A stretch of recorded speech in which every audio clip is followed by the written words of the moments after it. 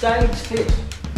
Claire, you're here to talk about StageFit. I am. And you and your journey to your current success as owner, operator, director, managing director, CEO of StageFit Productions. Sounds like something you'd see in Hollywood, right? Yeah, StageFit Productions. That Yeah. sounds interesting. We're just chatting about how you can do some marketing in the United States, so you can go in and out of the United States to offer your services to the Hollywood. So tell me about, you've got one of those funny accents from where us convicts always recognise, from the motherland. So where are you originally from? From the UK. The UK? Yeah. Okay, what part of the UK?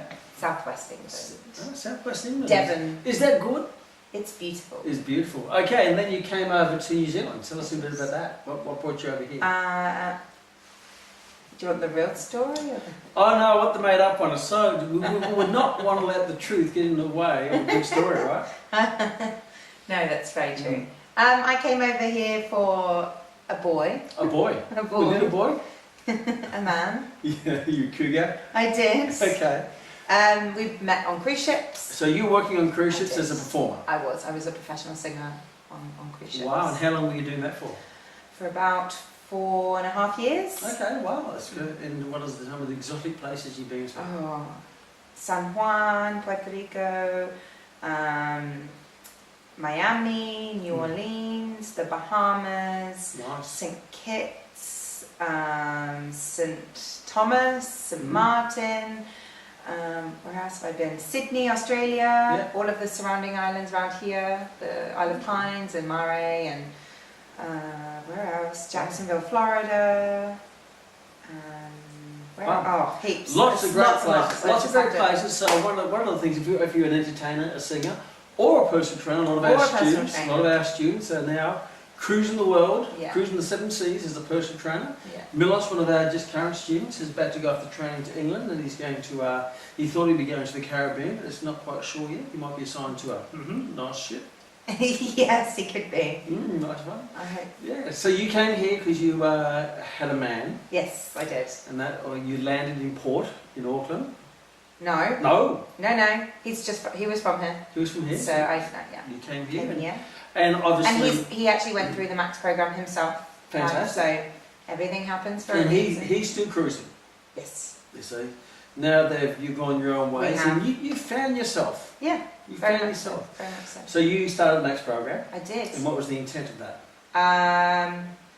I guess I've always been very, very sporty, always done an awful lot throughout school, and I've always just recommended or recognised the importance of being fit to do my job, for stage, and to just feel better. You just always feel better after you do it. Yeah. However, I was going through a little bit of a phase where I was kind of going through a bit of injury or this or that, and I'd go to my partner and say, why am I doing this? And he used to say to me, you've really got to learn about the body, because the more knowledge you have, the easier it's going to be for you to train yourself. And maybe you could one day go into it. And it was just a sort of he like fed a little seed, I guess. Yeah. And I think I'd always liked the idea of being able to go into personal training, but not to really become a personal trainer. I didn't really like the idea of it, of what society says of having to look really ripped and have to do and lift lots of weights and do that, and it really wasn't me at the time. I really enjoyed taking classes, really enjoyed it, always have done, and just loved keeping fit, and just loved the enthusiasm and energy that surrounds fitness, and the motivation and the feel good factor that you get afterwards. And the other person who put it to me, actually, when I was on a cruise ship out of Sydney, Shannon Ponton, he's one of the coaches on The Biggest Loser out of Australia. He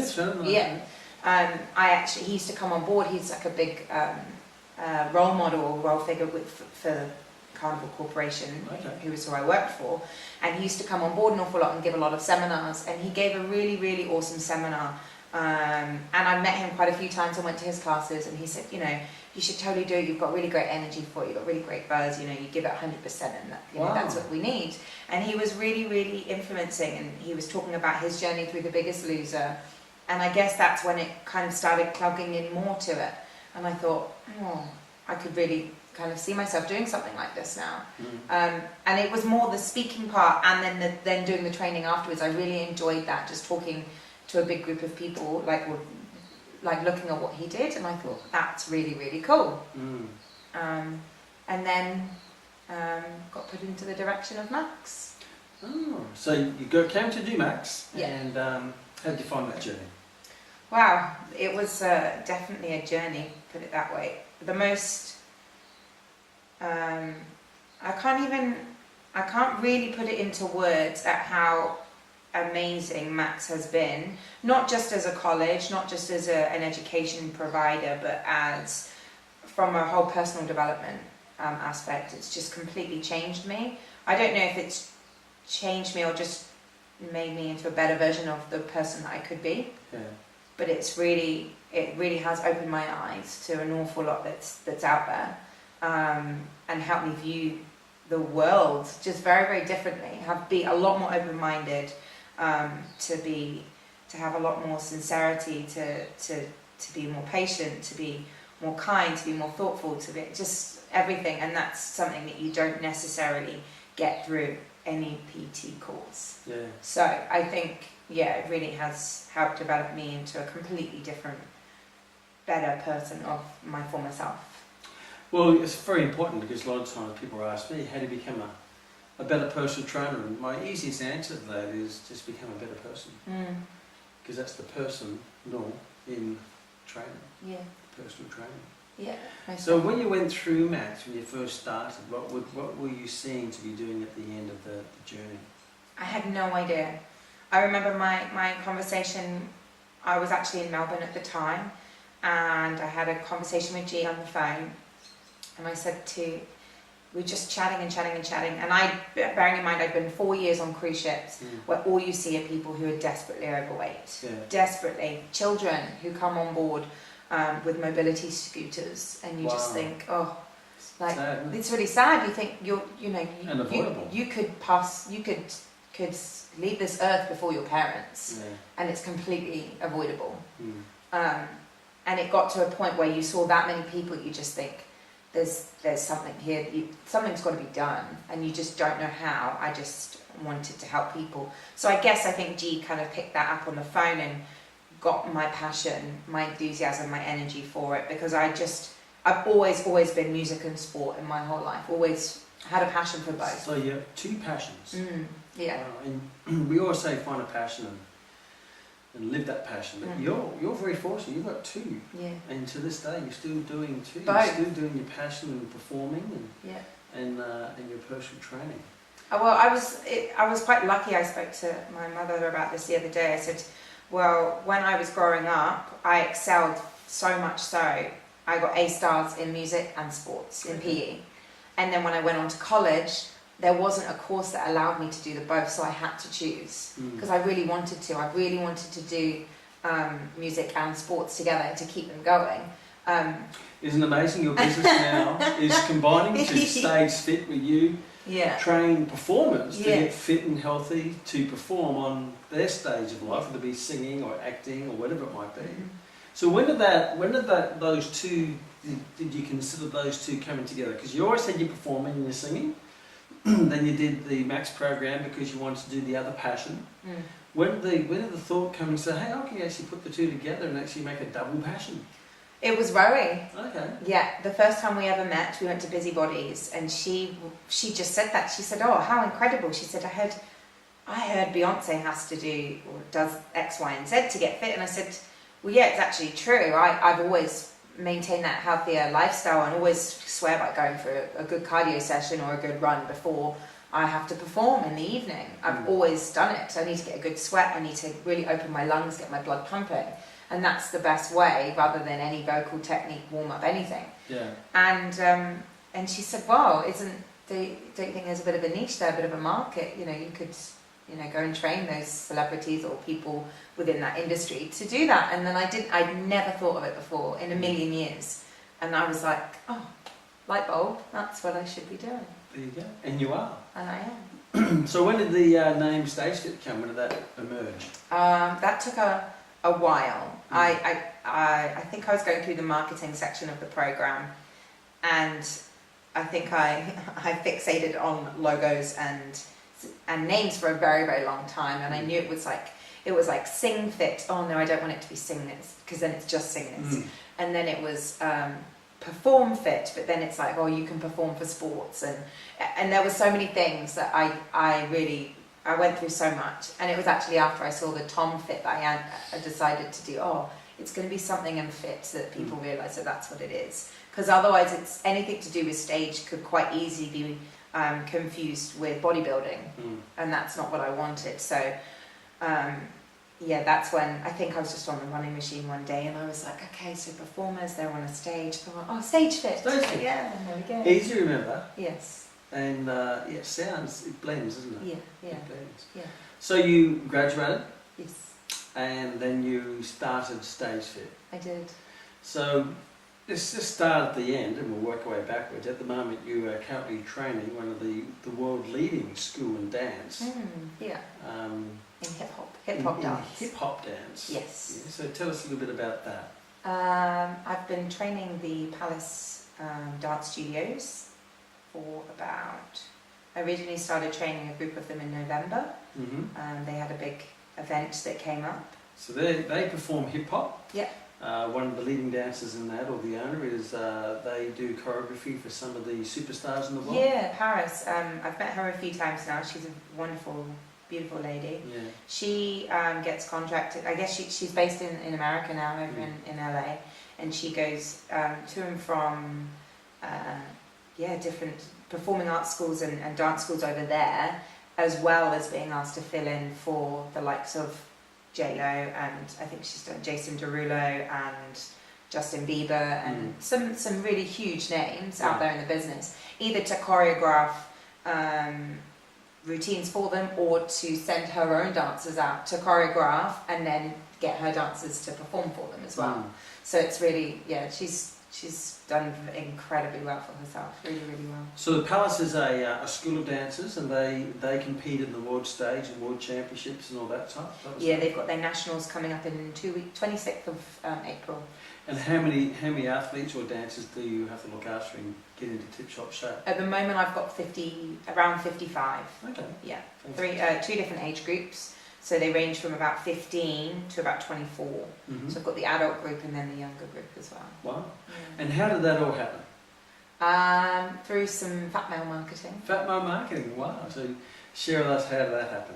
So... Well, fat male marketing, for those who don't know, is when you send a letter to your target market and you want to grab their attention via mail. Yeah. So you send a coloured envelope, because it's different to every other colour. So if it's red envelope and they have white envelopes, notice they're going to pick their colour one because it stands out.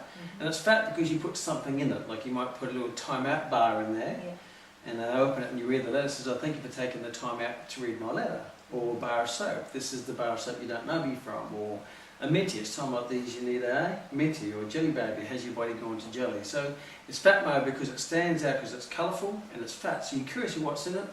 Handwritten, because it doesn't come off the computer, it's handwritten, therefore it's more personal, with the stamp slightly crooked and maybe a couple of glittery smiley faces. So straight away, it's the first letter that people are going to naturally open because they're curious. So you use that technique. I did. By specifically targeting groups. Dance schools. Dance schools? Yeah, I've kind of segregated my marketing down to dance schools, acting agencies, performing arts schools, singing music schools. So I've kind of separated them, because those are the people that I'll be marketing to. But essentially, it's sort of anybody within the performing arts industry. Okay, so you got the Palace. So tell us how many times did you send the letter, and tell us a story about what grabbed their attention and why they called you.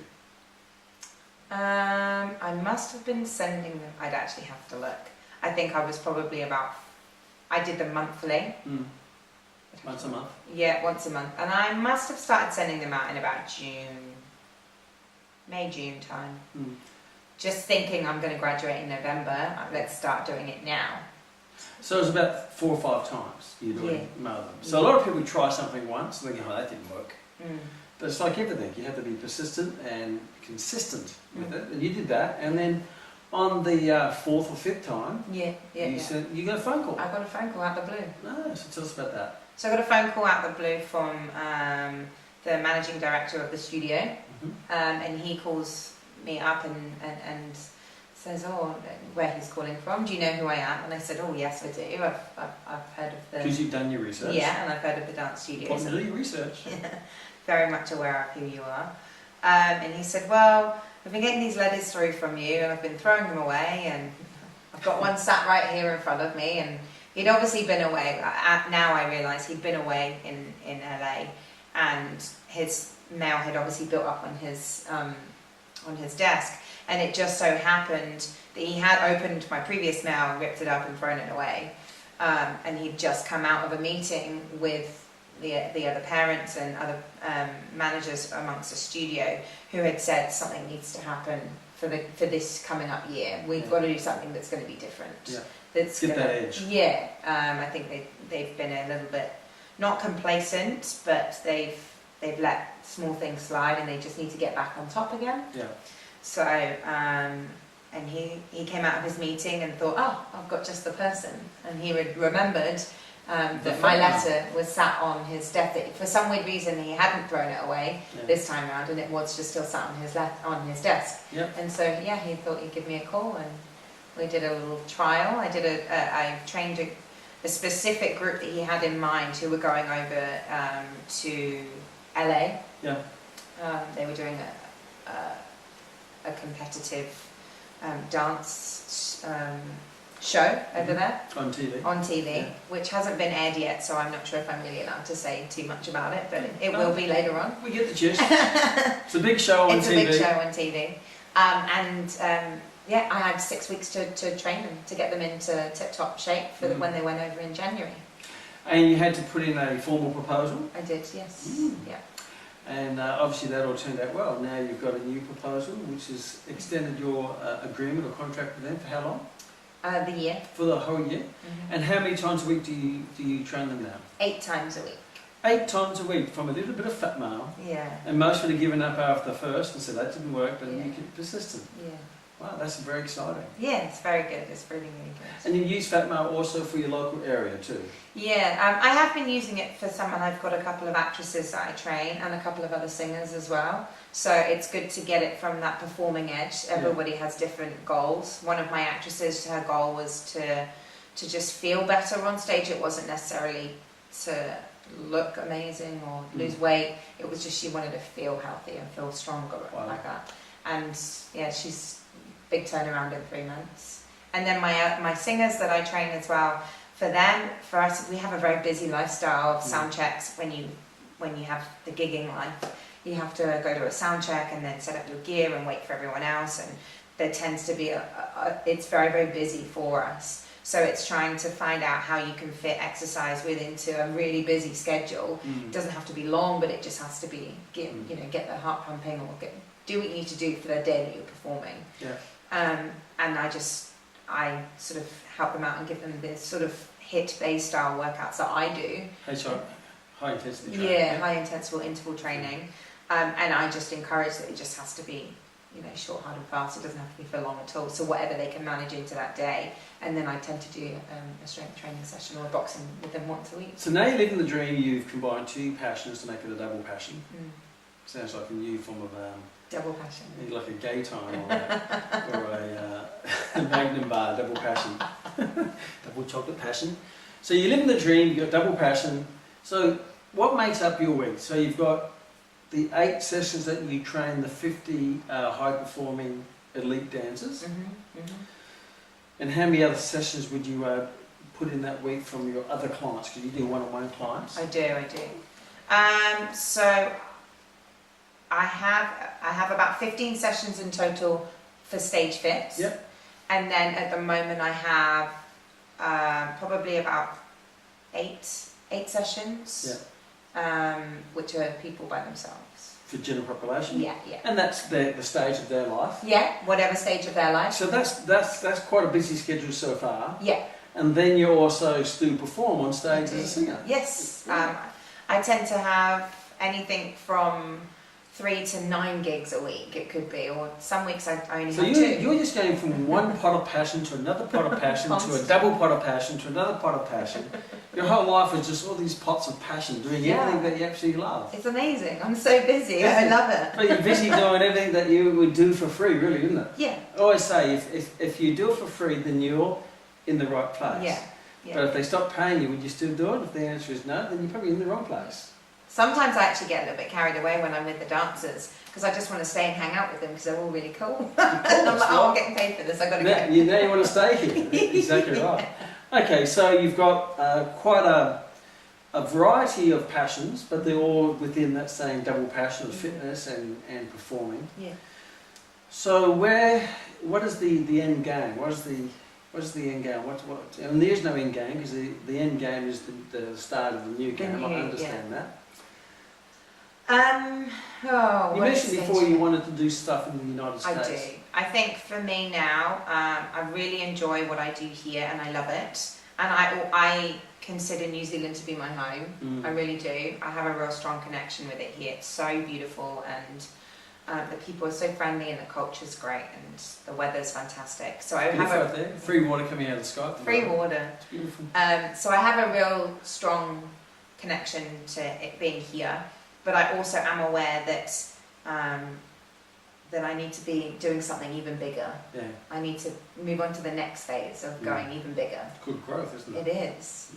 It's very exciting. So I tested the water and did a little bit of fat male marketing over in Australia, which I'm continuing. But predominantly now I want to try and target the States. I want to target America. So acting agencies, performers, casting directors, and either something along the lines of people who are already performing and they need my help in terms of they need to avoid injury and be able to have a longer sustainable tour or contract or time of work that they have. Like some people work in Vegas who perform in casinos for however long, they have like a contract.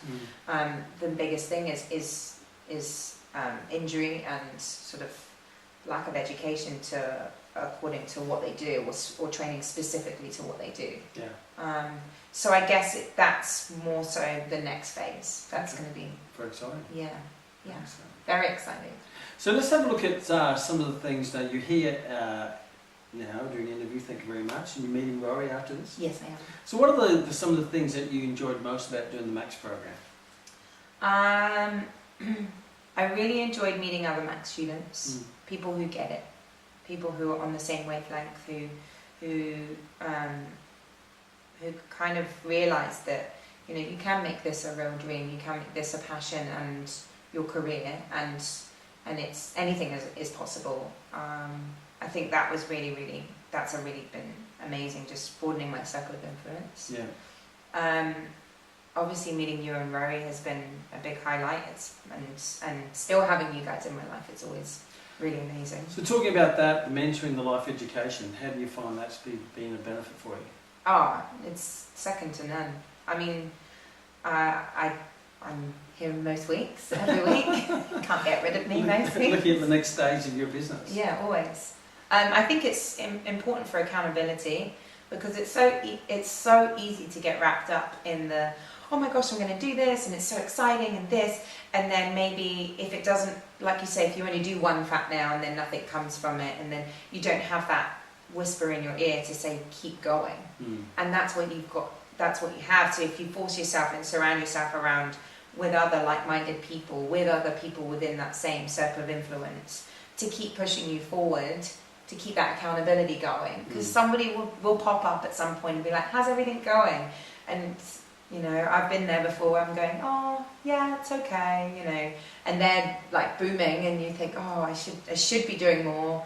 Do I want to do more? Am I going to? And it's really important to keep going, to just stay focused on really what you want, and to not be ashamed to say, hey, can you check in with me? Or hey, can Can you shout me out? Can you give me a kick up the bum? Like there's no shame in it. Yeah. But if you really do want those goals of getting to what you want, then you need it sometimes. You know, we're all human. Yeah.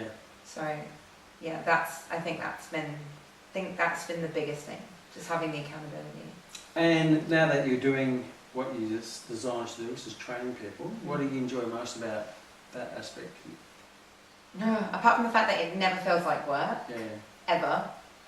Just always have a laugh. I always laugh all the time. Yeah. I laugh an awful lot with all of my clients. They all come from completely different walks of life, but their main goal is the same.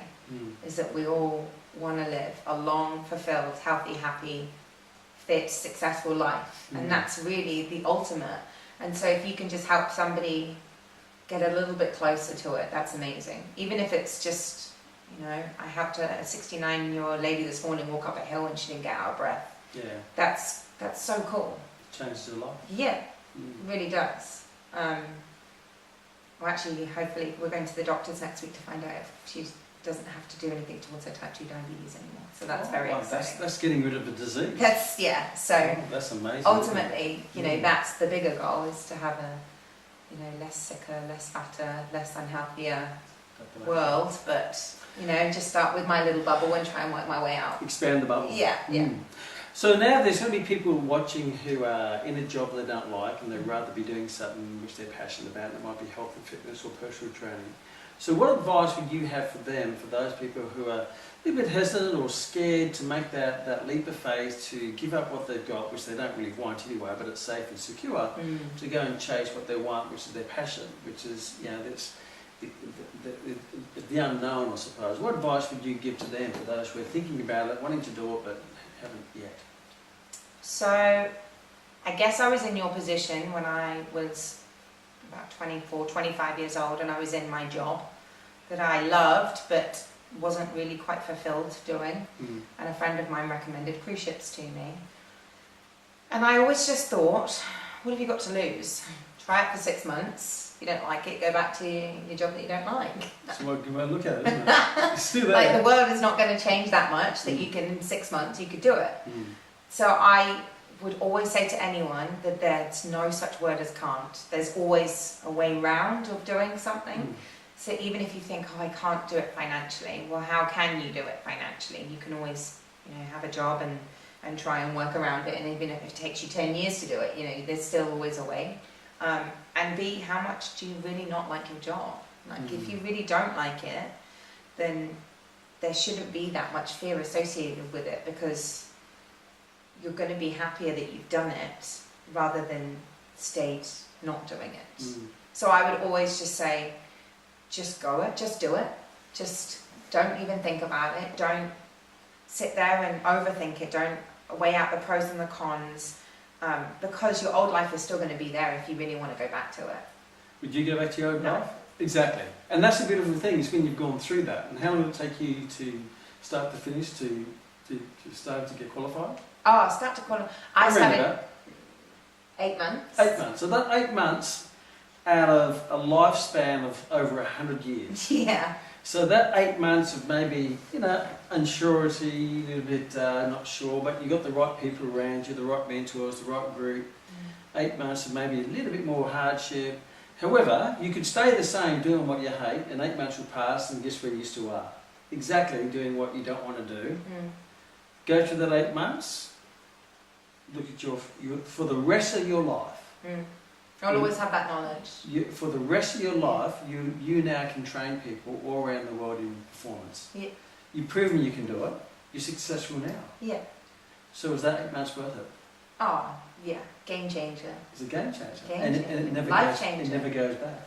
No, I'm still even now. Like always. I've just decided to take on the weight loss program as well. And even now, there's so much stuff that I'm like, I do know this, but, you know, you get busy with life and you forget. And people, you know, that's the same. You get busy with life and you forget, and you think, oh, it just depends. If you're really unhappy doing what you want to do and you're not fulfilled and you think there's got to be more, then you've got nothing to lose. You've just got to do it. You've just got to, you know, do what you need to do and put in the work and just get it done. I can't really speak more passionately about that, because I've been very honoured that the majority of my life I've managed to do something I've always loved, because I get bored very easily. So I love to do what I love. And I haven't been in that really painful situation where it's just really... Yeah. However, I've met people who don't even want to do the personal training side, that come over and they just want to do the business side. And I've got a friend personally who wants to open a driving school, and she's come to some of the Max workshops with me as a friend, and she's just gained so much just from one 3-hour session that we have once a month. And she's always asking me to drip feed her information, and you know, she's linked up to Rory's cow poo and everything that you guys have going on, and it's just drip feeding that little bit. But you know, the personal training is the bit aside. It's the business aspect. That's the common sense part. But then when you really look at the business side of it, that is common sense. A lot of it is. It just makes sense. It makes so much sense. The business stuff makes you successful as a personal trainer. Yeah. Without it, you're a personal trainer who may not necessarily become successful. Yeah. Anyone can be a great personal trainer. Because all of your opportunities that you have taken advantage of have been because of your business skills. And those skills, you know, you can't just get. You can't just go, oh, I've got, you know, I'll just throw $100,000 into a marketing campaign that may or may not work. You know, it doesn't work like that. You know, you have to be smart about it. And that's the same when you train. You have to be smart. So I guess on both aspects, it doesn't even matter if you don't want the personal training side of it. If you just want to do something that you really, really love, and don't know how to do it, the business knowledge is just going to give you more and more. That you'll just not want to not do it. Wow. Yeah. Well, America. Yeah. Here comes StageFit. Yeah. Thank you so much for sharing your experiences with me and all those millions of people out there in the big world. Millions and millions. You can and to contact Claire, how could someone contact you? If they want you can either contact me through Facebook, or I have a website, www.stagefit.co.nz, or my Facebook page, it's www.facebook.com/StageFit. That's a mouthful. It is. It is. You can follow me on Instagram as well. I have StageFit Committed to You. That's my Instagram name, and that tends to be a little bit more, not as heavy as this. Just a bit more fun, a bit more learning things. Even if you're just a performer and you want a few tips, or you're in the personal training side and you want a couple of extra bits, just tune in. Awesome. Thank you. My pleasure.